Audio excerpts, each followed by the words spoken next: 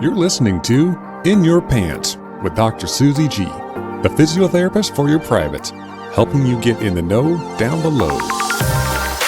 Hello, friends, and welcome to another In Your Pants podcast episode. I'm so glad that you're here with me today. In today's episode, I'm chatting with Dr. Bronnie Lennox Thompson.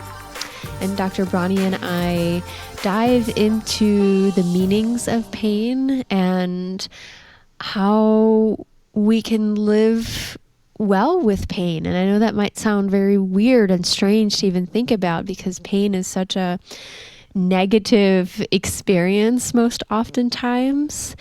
And so we're going to be talking about that.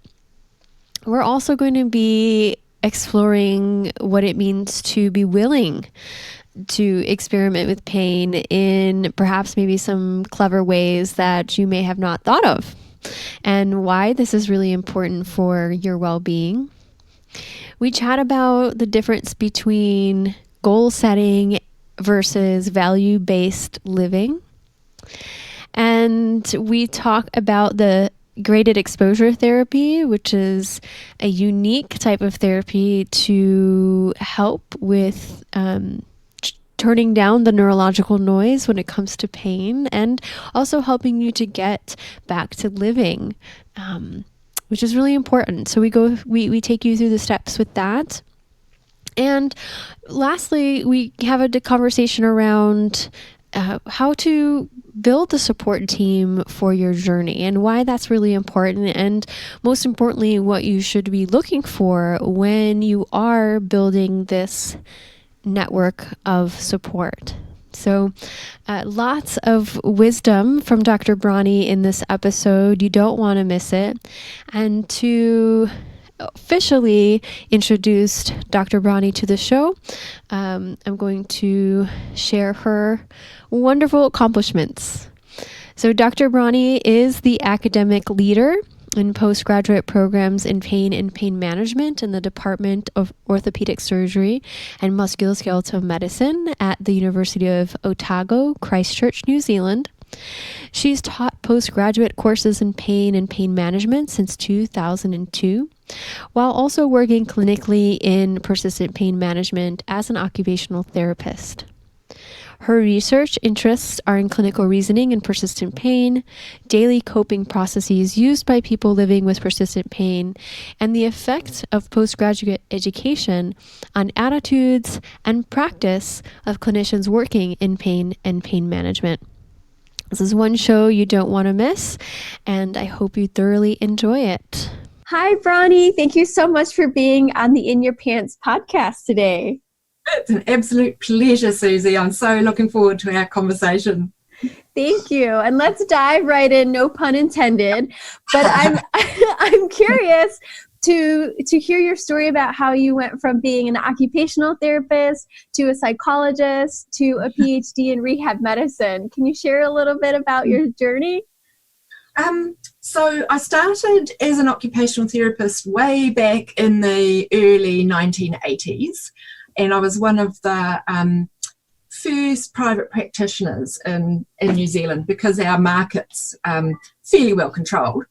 And so I looked at return to work, and because I was really fascinated by people's jobs, actually, I'm nosy. So, and then I realised that most of the people I was seeing had persistent pain as their main limiting factor. So that got me started down the pain road. And then I realised that my training in occupational therapy wasn't strong in research. And so to learn good research methodologies and theory and statistical analyses and things, I did my master's in psychology, which was also, I looked at theory building and how do we actually know some philosophy of science, how do we know that what we're looking at is a real phenomenon and that sort of thing. And the aim always was to go on to do a PhD, because I really wanted to say, surely there can be some evidence-based approaches to understanding how we can help people with pain live better, live well. What a beautiful story. Thank you. And that goes into the next question I have for you, which is probably a really big question. But what does it exactly mean to live well with pain? Like, how would you explain that to someone? Good question. So I was inspired with my PhD question, which looked at how do people live well? It's a grounded theory by my partner. So my partner is a manly man, and he has ankylosing spondylitis. Now he's been, Kiwi blokes are a thing. They're very staunch and manly, and they go out hunting and we call it tramping, you'd call it hiking, and camping in the wilds and bringing back big galumping great deer on their backs and pig hunt, all that sort of stuff. And with his ankylosing, he had widespread pain, he had really high inflammation levels, and it didn't settle down for many, many years. And so I thought, how is it that this man is still working? He still works as a high country firefighter. Mm-hmm. He works full-time in a mortuary. He's a mortuary technician. And how is it that he can be so physically active when the people that I work with have persistent pain and they're not? And coincidentally, I live with persistent pain as well. So I have fibromyalgia. And so I don't feel like I'm limited by that. So I really wanted to understand what it is that made the difference. And so what I read around, I think it was around about 2006-ish, there was a study that came out that identified about 15% of people who live with persistent pain actually say, I'm living really well. I've got high levels of pain, but my disability is not that high, and I'm not distressed by my pain. And I was curious. So that's the description of people who live well. And I also noticed in the news media, there would be articles on athletes who are extremely fit, but they say, well, I've got ankylosing spondylitis, or I've got, chronic pelvic pain, or I've got migraines, and I'm still competing. And in New Zealand, we have a big history of Mahi Drysdale, who's an Olympic rower, and he's a 3-time gold medal winner at the Olympics, and he lives with ankylosing spondylitis. And so I thought, this is a thing. Mm-hmm. So these are living well to me is acknowledging that you have pain, knowing that you're not harming yourself, being able to get on and do the things that you think are important to you while doing anything that it takes to live well. And that's what I found out from the participants in my research, that they had gone through this big process of trying to make sense of what was happening. Mm-hmm. They got a label, usually. They'd got, and it was important to them to have a diagnostic label that says, we know what this thing is. Right. They'd spent some time establishing what that meant, the symptoms meant on daily life. And in that period of making sense, they kind of were marking time, just looking after the essentials. Mm-hmm. But at some point, they said, if this is the way it is, if this is not going to go away, then I'm just going to get on with it.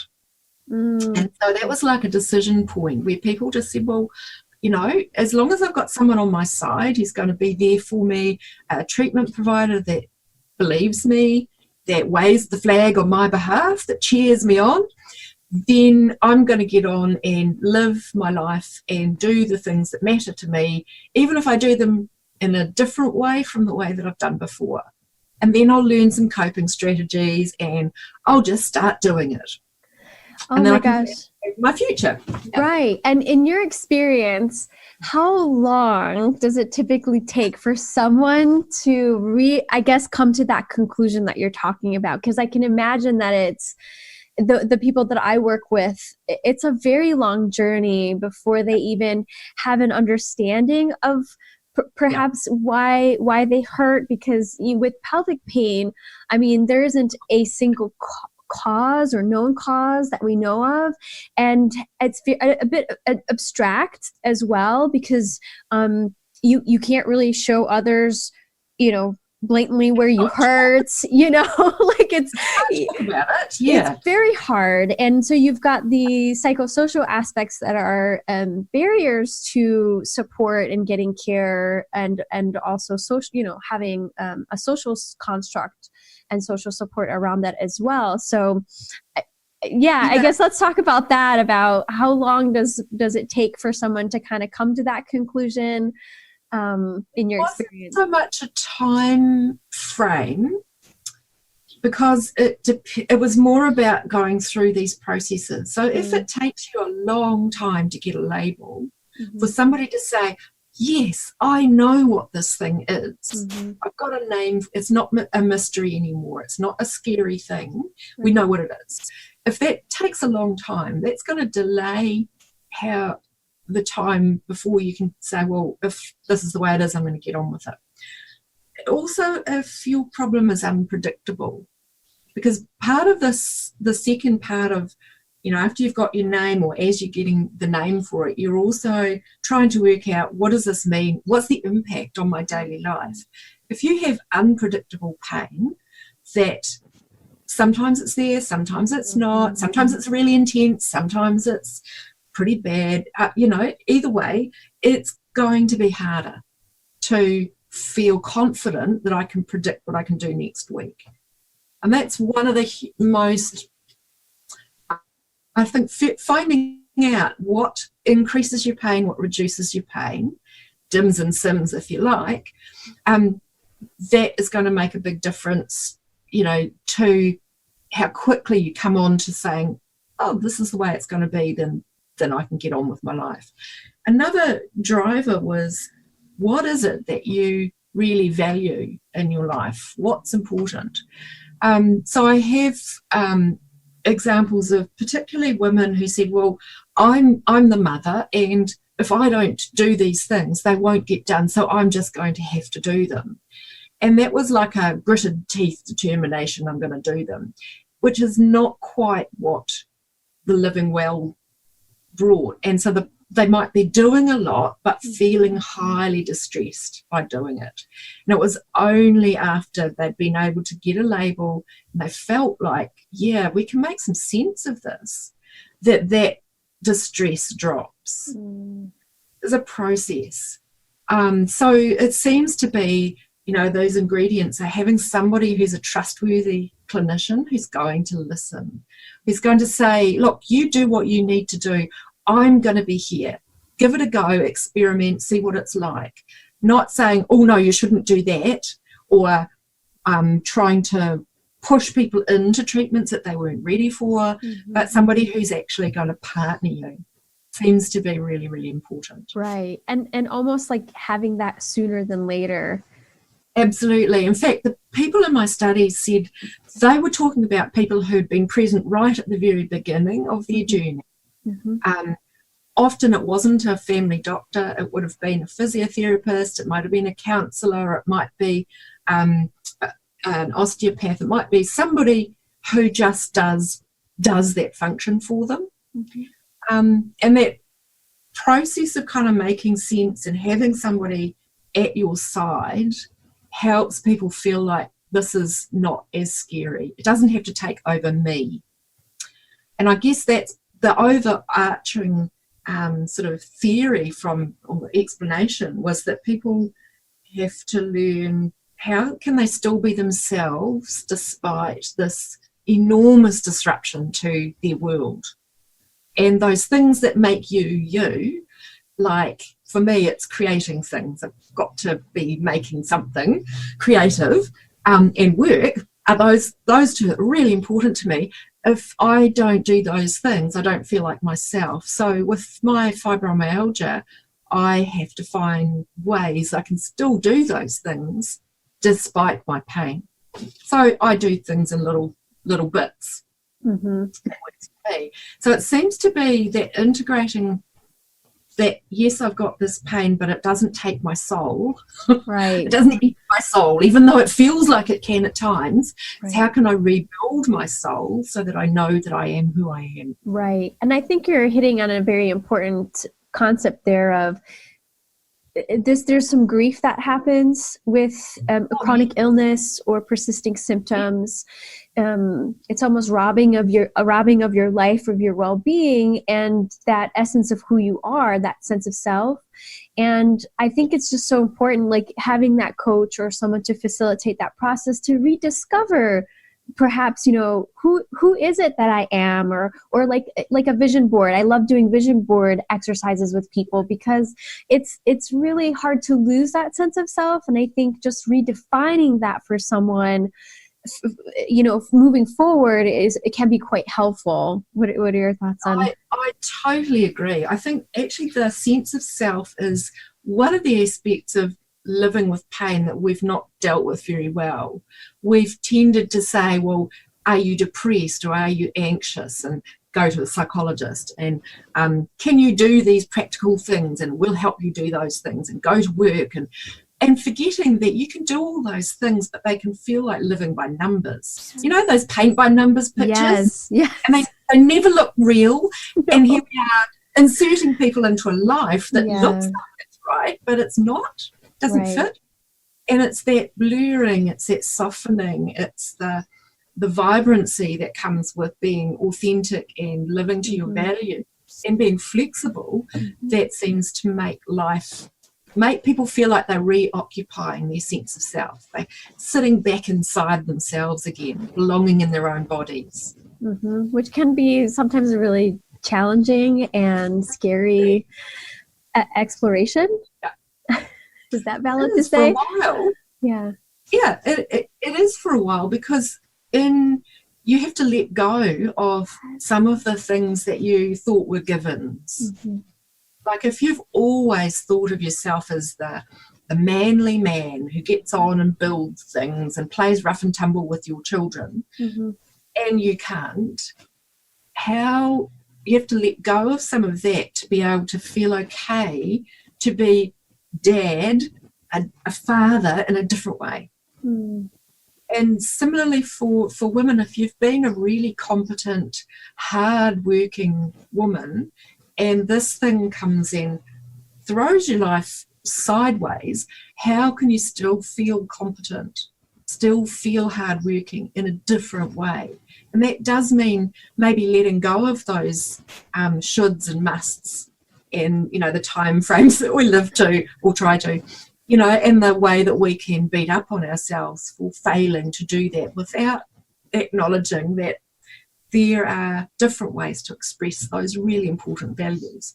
And I suppose that's what's drawn me to acceptance and commitment therapy, because it is about understanding what is important to you and being committed to find ways to make it happen, but letting your noisy, chattery voice, that mind that keeps showing up and telling you, oh, you shouldn't be doing this. All good people don't do that. Yeah. Do a job once, do it right, and do it, don't leave a job half done, all that sort of meta message. I think with ACT, we learn how to let those voices be there, but just say, hold on, this is what's more important to me. Right. And how would you, Bronnie, address, because maybe you've probably had this comment or question posed to you before, but so you're just telling me to just accept it, right? It can be quite acceptance.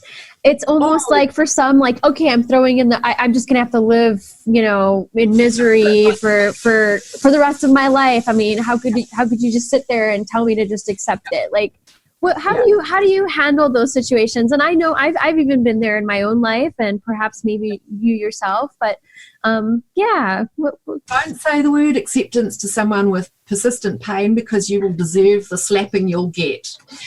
I talk about willingness, and so I run group programs with primarily men. I don't know why, but primarily men. And I ask, there's always one motorcyclist in the group. And I ask them, have you ever gone out on your motorbike, gone out for an hour or so, come back, found that your pain has flared right up, but said to yourself, oh, that was worth it. You'll find somebody will say, yeah, I've done that, and they feel really guilty. And I sort of talk about, so it's worth it. So what are the things that are worth it to you to be willing to experience a change in your pain? And so I prefer to use the word, are you willing in certain circumstances to let your pain do what it does in order to do something really important? For example, if you're a mum and you've got a 4-year-old and it's their birthday party and you are feeling awful, you'll probably carry on and do it because you're willing to see, you know, to put your body on the line, if you like, to see your child do something that's important to them and you. And so I put it's not a black and white rule to be accepting or willing. It's pick your times, pick the moments that it's okay, and then choose how you can build around that the recovery time that you probably need. Yes, and that's important, right? Like, so that's great that you brought that up, because how important is having a plan or a recovery plan or a flare-up plan in working with, exactly. Okay, let's talk about that, because I think that's really important. Because one thing that's true about persistent pain is that even when it settles down, you are likely to have a flare-up. It's going to happen. I've got one at the moment. So I've had back pain.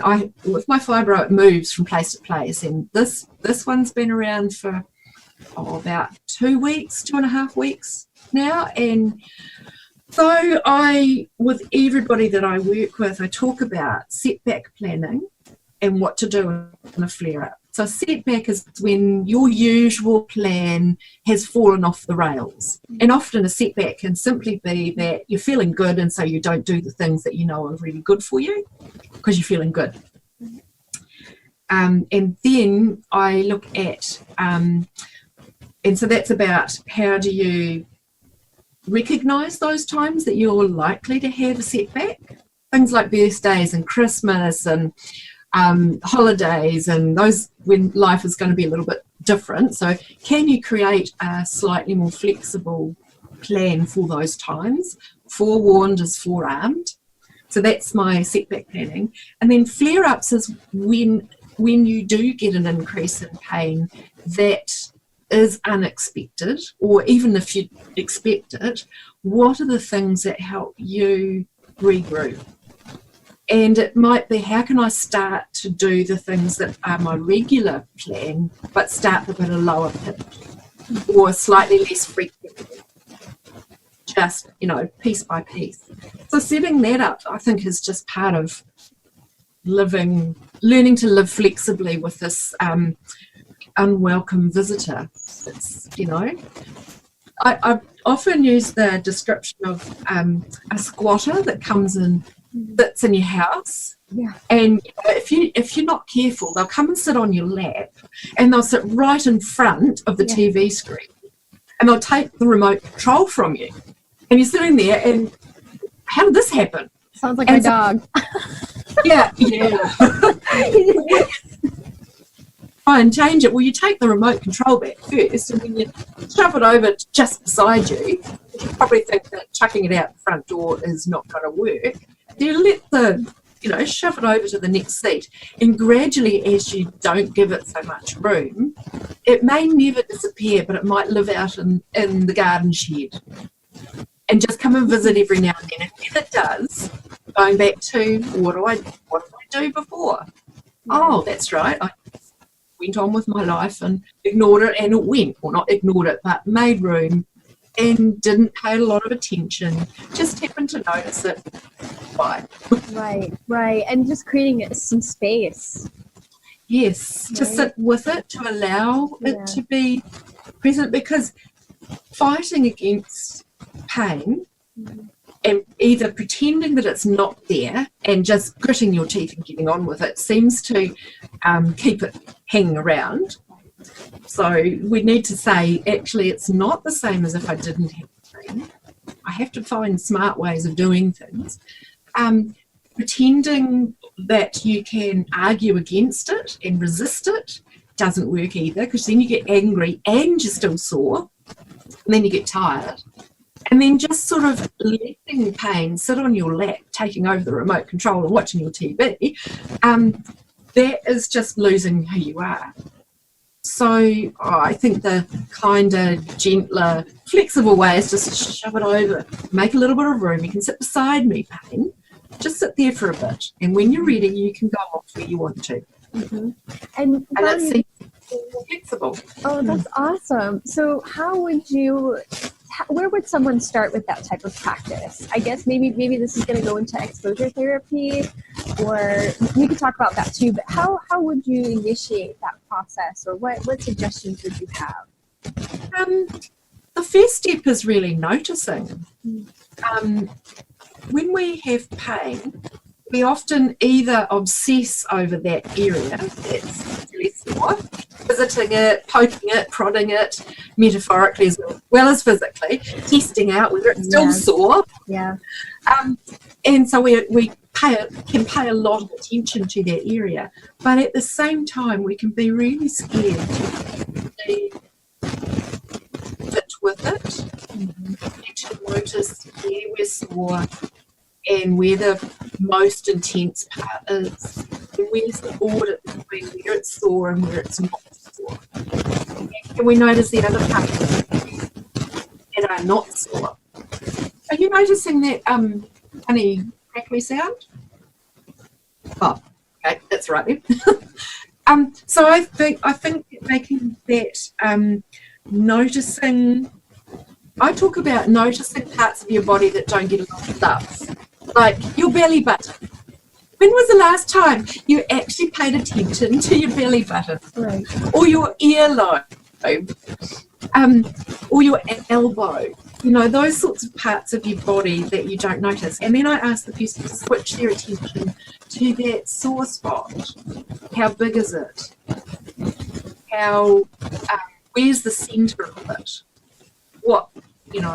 How quickly does it go from just being mild to very intense over that part of your body? So that's the first part of sort of noticing that pain it's very inconsistent. It keeps changing moment by moment. And I think that's getting familiar with feeling what it feels like. So mindfulness practice is certainly a big part, but not in a I want to become relaxed sense, but in a I'm curious. I really don't know what this feels like. Oh, I wonder how big it is today.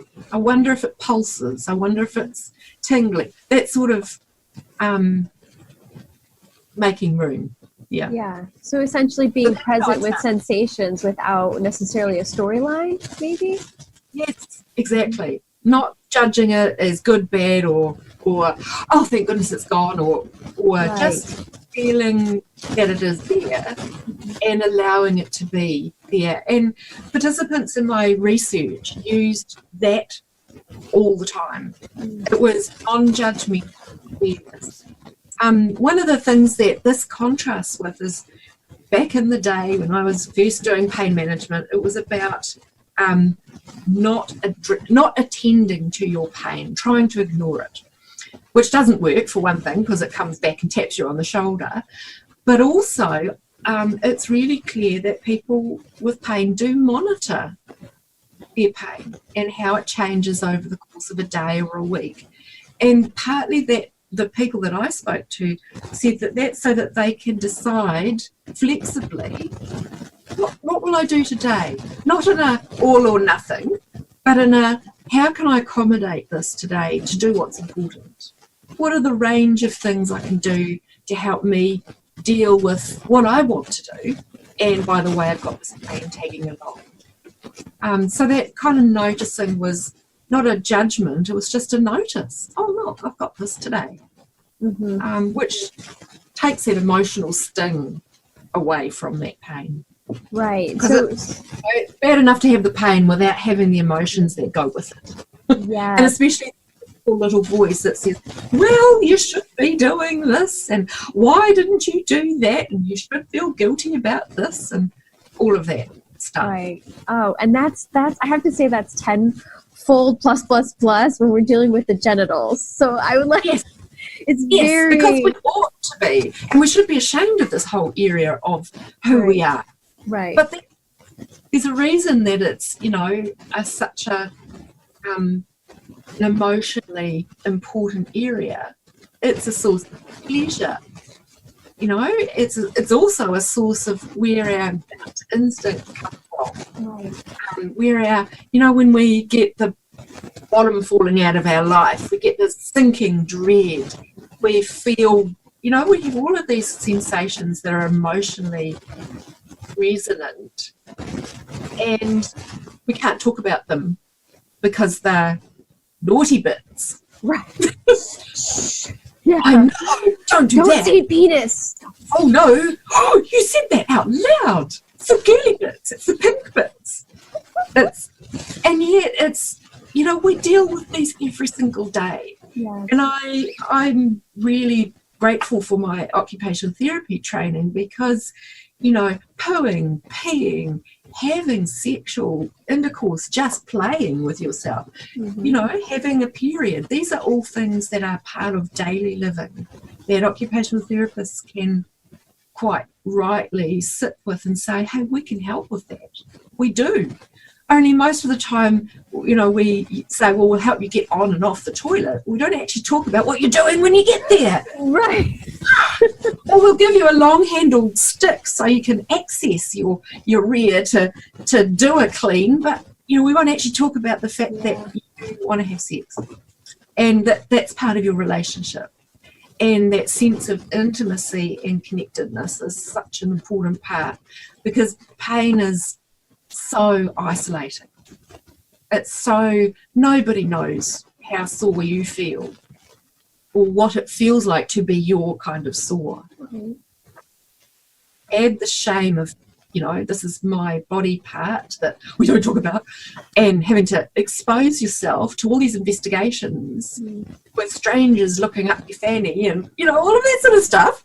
Very invasive. Very. Hugely. And I really do worry when I see quite young women being exposed to invasive medical procedures without first exploring what they can do to help themselves. Yes, and the same goes for men, I have to say, because I do work, as you, I have a lot of men predominantly in my practice, and even because, to a man, this is about masculinity. This represents the sense of strength and control and I'm manly. Right. And this whole masculinity sense of identity is so threatened. And it's so rarely discussed. It's so rare to find anybody talking about that, except amongst us kind of interesting people like you and Sandy. And right. Oh, yes. It is a small world, isn't it? It is, absolutely. Oh my and God. it's quite neat because of that, because we have a community where we can learn to normalise conversations. I'm hoping that we can then broaden this beyond our sort of pelvic community. And I'm not a pelvic therapist, but I'm a pain therapist. Why can't we talk about this with every person? Because intimacy and the pelvis is part of everybody's body. Absolutely. And a foundation in the hierarchy of needs, like, if you're looking at Maslow's hierarchy of needs, like pooping, peeing, sex, excretion, food, water, safety, those are our basic physiological functions. And if every time you go to pee, you have this incredible fear it's going to burn, Yes. or you're going to leak because you can't get there fast enough, or that stuff that needs to be talked about. Right. Sorry, I get on my soapbox. No, Sorry. not at all. It's totally appropriate for sure. And I'm sure our listeners really appreciate this conversation. That being said, exposure therapy. Let's talk about what that is. And maybe we can chat about how one would use that in relation to private areas. Yeah. So exposure therapy, the way that I'm talking about it, is not about changing the pain. it is about changing your relationship to that pain. So it's about feeling the fear, because most people are apprehensive it's going to hurt. Feeling that fear, but allowing yourself to do it anyway, being willing. That's the way I approach it.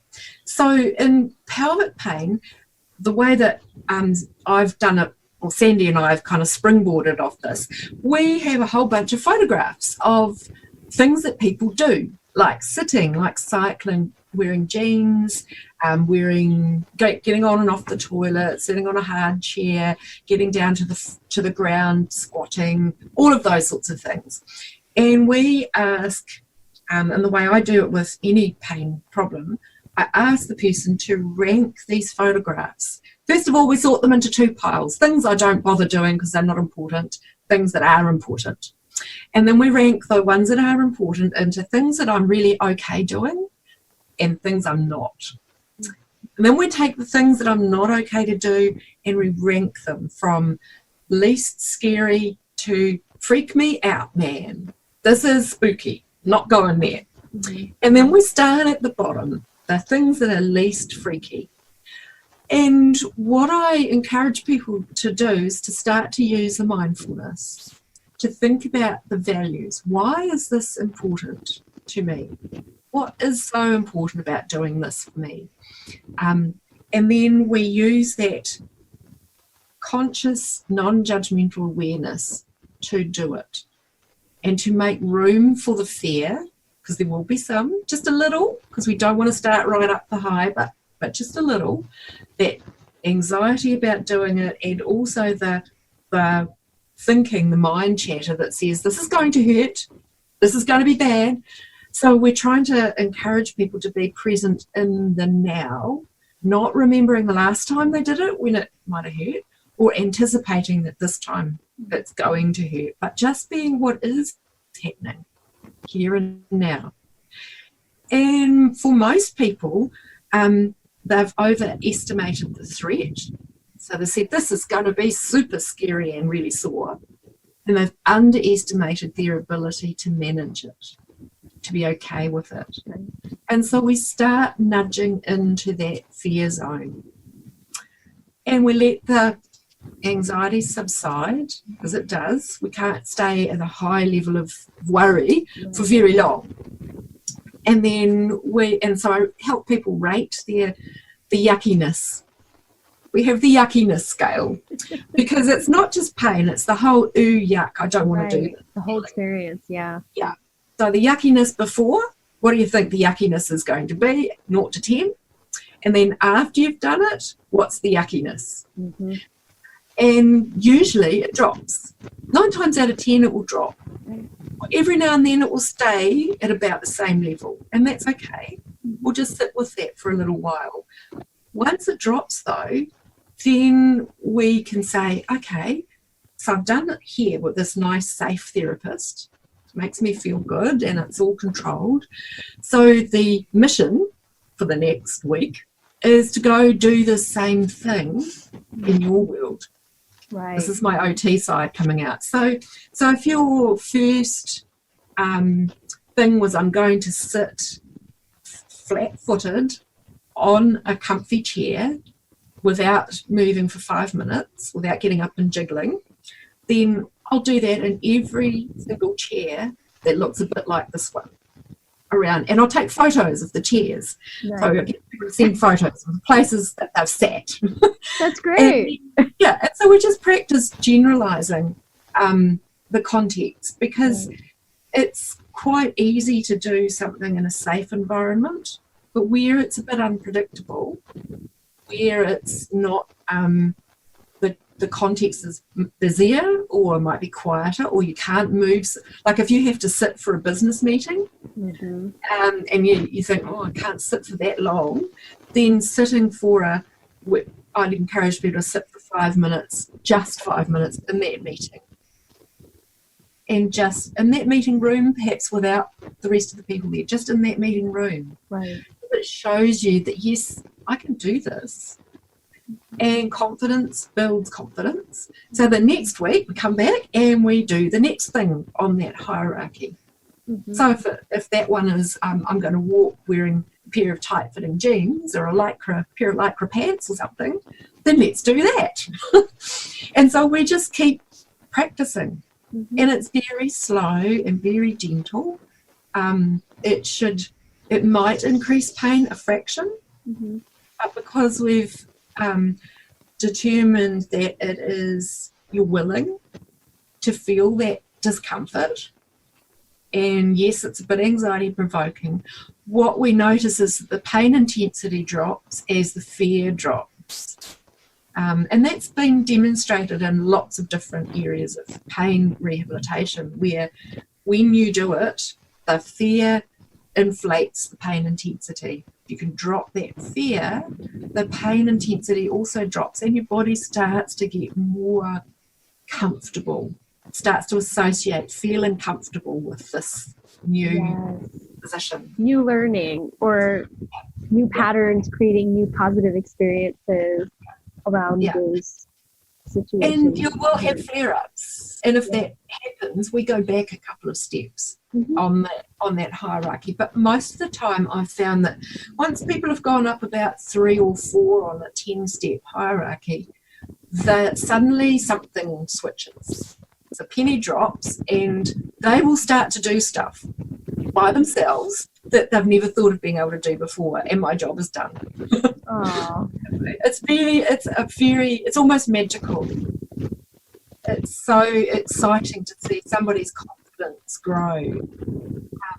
With not so much with pelvic pain, but with people who have avoided going to the shopping mall because it's too busy, there's too many people, and I might get bumped into, and then to find that they've gone to a music festival on the weekend, it makes you feel so good. Oh, absolutely. You're giving, people are getting their lives back. And and it's not that their pain has completely gone. Right. But for most people, pain will hang around and it fluctuates. It's just that the fear that's going to completely knock me out, and it's very scary, and it's going to take all my energy to cope with, suddenly fades. Right. Which I like. Oh, that's amazing. That's great. So, Bronnie, for those who are looking to gather a wellness team of support for themselves, what should they be looking for in a practitioner or provider who's speaking this language? I presume, So, what are some of the things that they should look out for? I think first of all, you need to trust that person. So you need to feel they connect with you and they take you seriously. They're listening.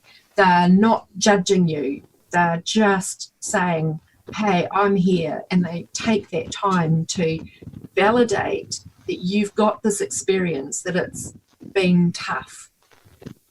And that's, and they're willing to let you be present with your own crying or whatever, anger, whatever. I think that's the very first thing.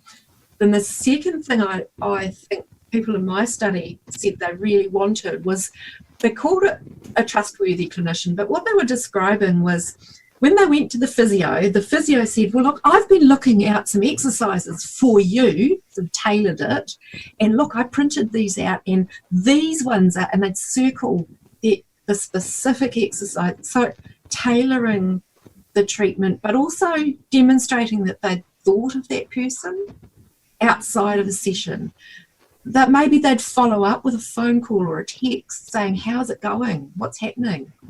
They'd remember you when you came back in and say, hey, how did you go with that thing that we tried out?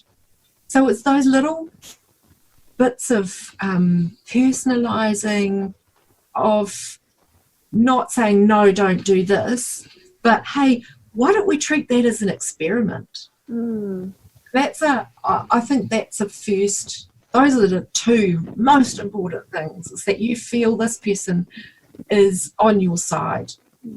If they're disengaged or they're just not interested, it's very hard to feel that this person cares enough. And I think that's, that warmth, that sense of connection is really important. They believe you. Then in terms of the who, so to learn about doing things like graded exposure. So some psychologists will do this, but I would suggest partnering with a really good pelvic therapist for pelvic pain. In fact, I think it depends on the confidence of the pelvic therapist. I don't think it matters your professional background, to be honest. So occupational therapists, physiotherapists, osteopaths, massage therapists maybe, but definitely it's about you as a therapist thinking, I'm okay with bearing witness to this person feeling quite distressed because it is scary, and I'm going to be confident that they'll do it, that they can manage it.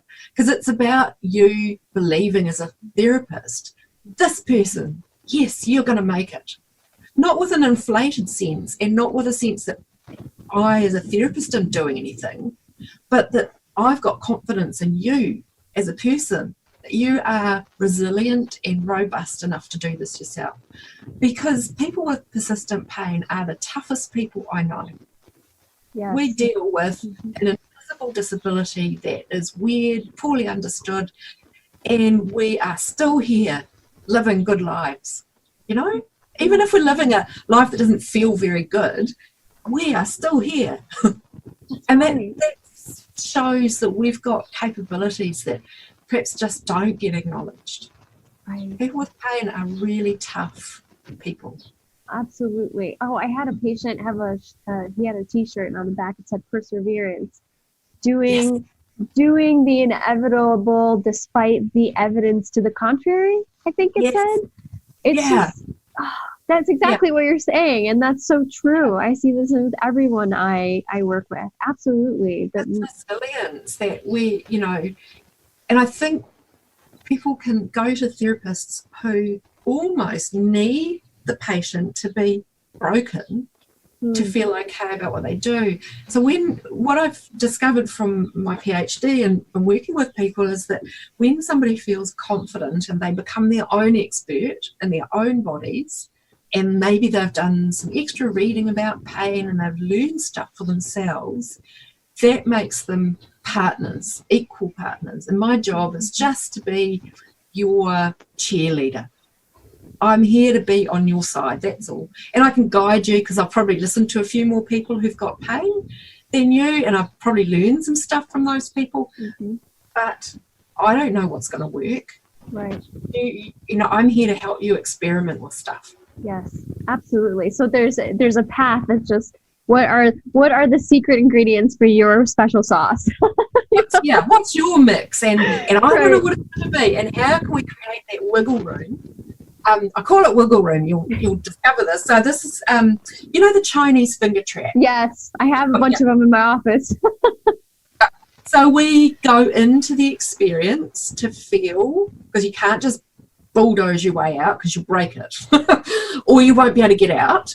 Right. You have to go in, and then you have to find lots of little wiggly ways to create space to be you and to become who you are, in order to free yourself from the trap.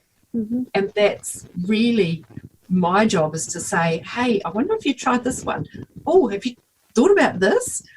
Hey, that didn't work the first time. I wonder if we just twisted it this way, whether that might help. And that's being creative. And it's not my job to find the solution, but to help you explore your choices. Right, exactly that. Like, collaborating, brainstorming together. Yeah, because we make a damn fine team. Yes. Oh, and yeah. It's that sense of teamwork, because, as I said, pain's really isolating. And to feel like you're really on your own with therapists that are distant or disbelieve you or step back is even more isolating.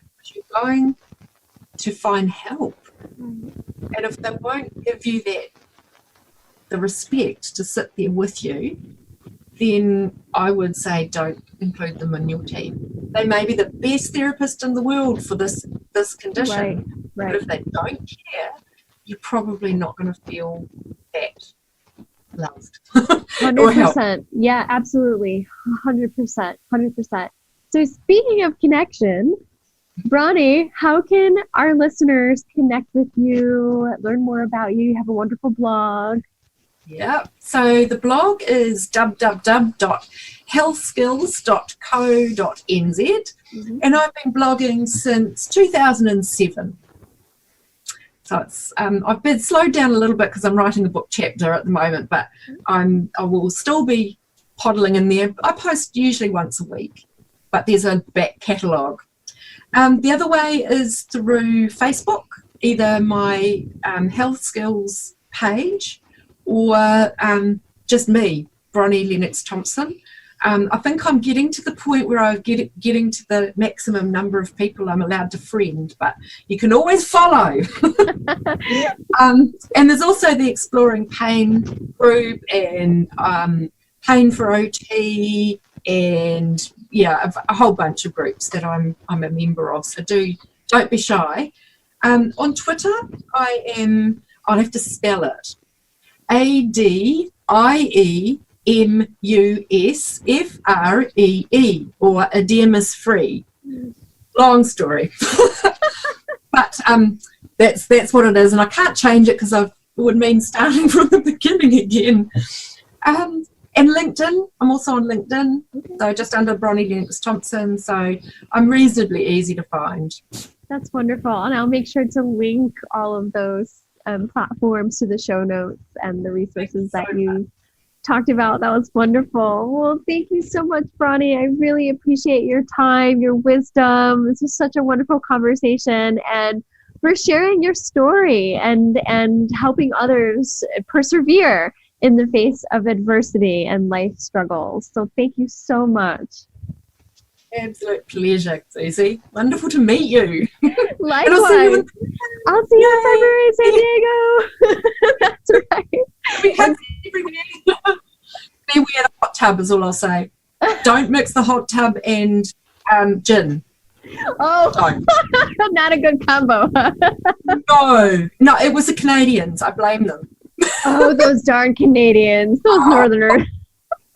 It was Empress Gin, and it was not good. Kindest people ever helped me with that lot after the end of that. So I was not well. Oh. Well, hopefully this next time it's going to be a very different. It'll be fun. It'll be so cool. I'm so looking forward to seeing you again. Likewise. Hugs and kisses. And to all our listeners out there, thank you so much for listening. This is Dr. Susie G in Loving Wellness for your pelvis. Until next time. Bye, my friends. Thanks for listening to today's episode. Be sure to head on over to drsuzieg.com where you can get more information, show notes, and related articles on today's topic. Also, if you like what you're hearing, head on over to iTunes, subscribe to the podcast, and leave us a rating and review. We'd love to hear your feedback. Thanks again.